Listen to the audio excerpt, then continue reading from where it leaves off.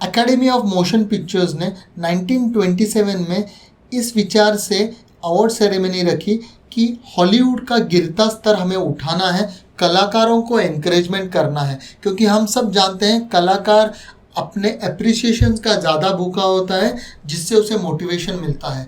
1929 में first time academy awards रखे गए। तब से आज 91 ईयर्स हुए, एकेडमी अवार्ड्स का प्रेस्टीज बढ़ते जा रहा है, लोगों का, कलाकारों का इसके लिए रेस्पेक्ट बढ़ते जा रहा है। आज भी ये सबसे प्रेस्टिजियस मूवी मेकिंग अवार्ड्स हैं। अभी हम जानते हैं कि ऑस्कर अवार्ड्स का आखिर ऑस्कर नाम कब पड़ा।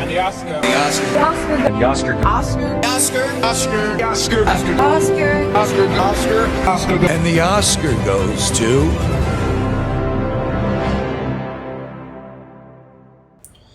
इसके लिए भी 3 महत्वपूर्ण कारण माने जाते हैं कि एकेडमी अवार्ड्स का नाम ऑस्कर अवार्ड्स पड़ा।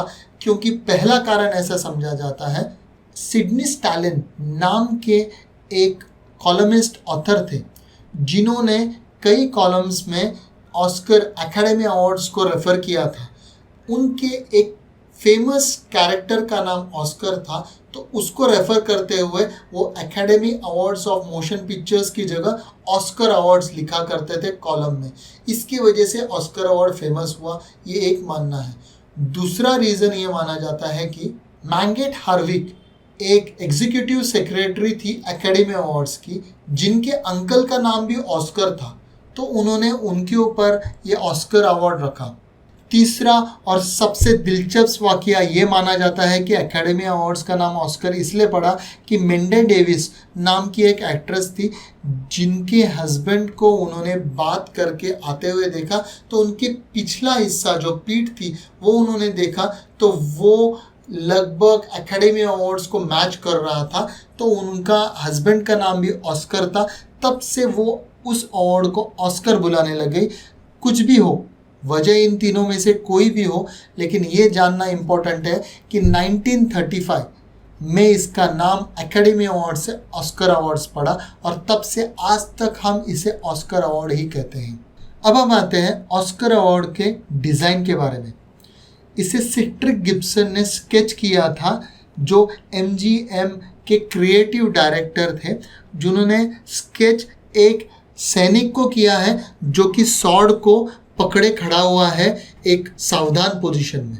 सिट्रिक गिब्सन के इस स्केच को स्कल्प्ट किया जॉर्ज स्टैनली ने, और ये पूरा स्कल्पचर एक मेटल स्कल्प्ट में किया, ब्रॉन्ज में। इसके ऊपर इलेक्ट्रोप्लेटिंग की गई और बहुत अच्छी 24 कैरेट गोल्ड प्लेटिंग की गई। ये अवार्ड्स तब से इसी स्वरूप में बनाए जा रहे हैं। आज 90 साल हुए, आज भी ये उसी ट्रेडिशनल तरीके से बनते हैं। जो जॉर्ज स्टैनली का ओरिजिनल अवार्ड स्कल्प्टर था, उसे आज 3D स्कैन किया जाता है और उसका एक सिलिकॉन रबर मोल्ड बनाया जाता है।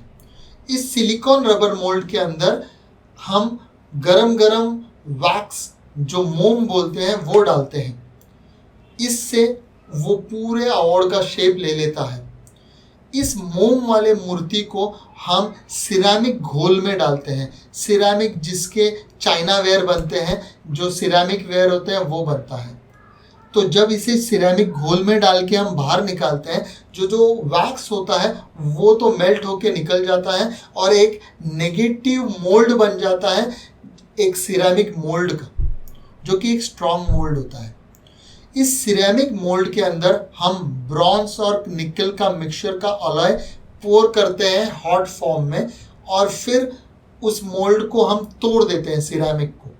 फिर जो निकलती है उस मूर्ति को हम पूरी तरह से उस स्कल्पचर को हम पॉलिश करते हैं और वो शेप लेके आते हैं, जो कि शेप ओरिजिनल स्टैनली के स्कल्पचर का था।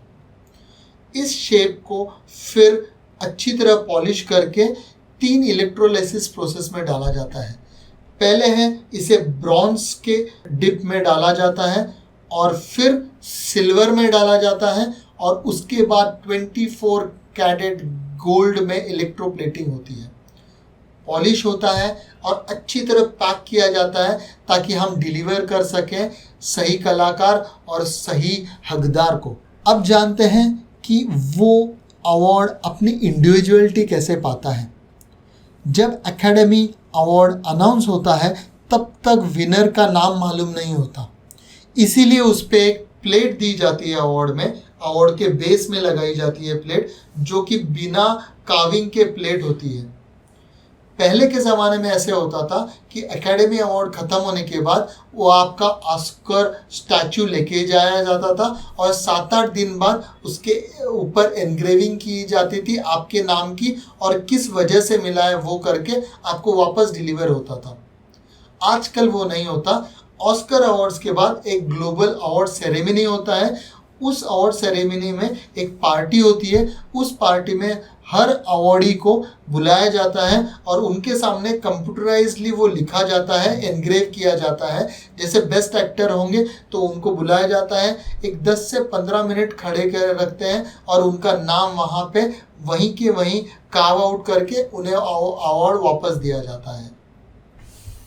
आप जानते हैं इस मेटल पीस का वजन कितना होता है?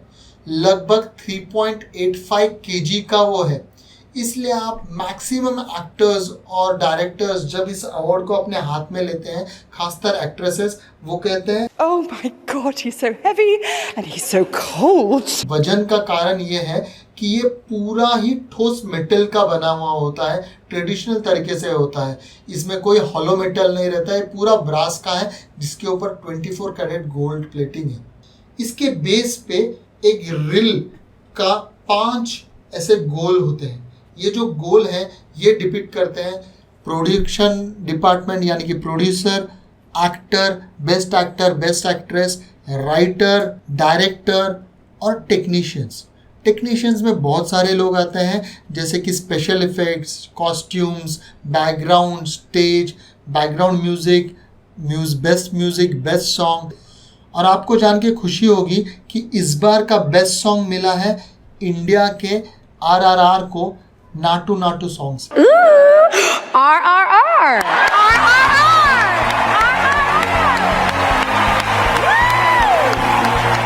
Chandra Bose original.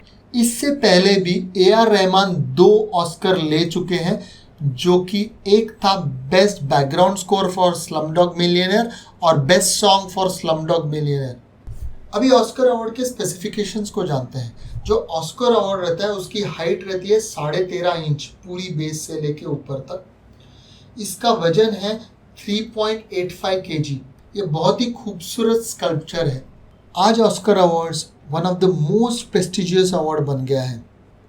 किसी भी कलाकार का सपना होता है ये अवार्ड लेने के लिए। भारत के कई पिक्चर इस तक पहुँचे हैं। सबसे नज़दीक लगान मूवी गई थी और सबसे पहले मदर इंडिया नॉमिनेट हुई थी। आज इस अवार्ड को हमने विस्पर ऑफ द एलिफेंट के लिए जीता है, जो एक डॉक्यूमेंट्री फिल्म है। होप करते हैं भारत कई ऑस्कर और आगे लेता रहेगा। भारत ने कई ऑस्कर जीते हैं और आगे भी जीतता रहेगा।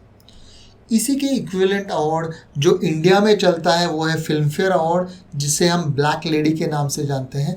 अगली बार मैं फिल्म फेयर अवार्ड के डिज़ाइन के बारे में बताऊंगा।